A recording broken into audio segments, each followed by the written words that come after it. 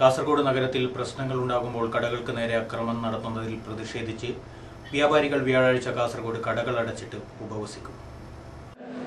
ഉണർത്തുക എന്ന ഉദ്ദേശലക്ഷ്യത്തോടുകൂടി കേരള വ്യാപാരി വ്യവസായി ഏകോപന സമിതി കാസർഗോഡ് യൂണിറ്റ് കമ്മിറ്റിയുടെ ആഭിമുഖ്യത്തിൽ പഴയ ബസ് സ്റ്റാൻഡ് ജംഗ്ഷൻ പ്രദേശത്ത് വെച്ച് കൂട്ടപ്രവാസം നടത്താൻ തീരുമാനിച്ചു. ആ ഉപവാസ പരിപാടിയിൽ സാമൂഹിക സാംസ്കാരിക ജീവകാരുണ്യ പ്രവർത്തന രംഗത്ത് സജീവമായി കൊണ്ടിരിക്കുന്ന പ്രഗത്ഭരായ വ്യക്തിത്വങ്ങളെ പങ്കെടുപ്പിക്കുകയും അതോടൊപ്പം തന്നെ മതനേതാക്കന്മാരെ ഇത്തരം പരിപാടികൾ പങ്കെടുപ്പിക്കുകയും ചെയ്യുകയാണ്. ആ പരിപാടി നിർമ്മിച്ച വിജയമാക്കുന്നതിന് വേണ്ടി നിങ്ങളുടെ ഓരോരുത്തരുടെയും സഹായ സഹകരണം തന്നെ കിട്ടാറില്ല.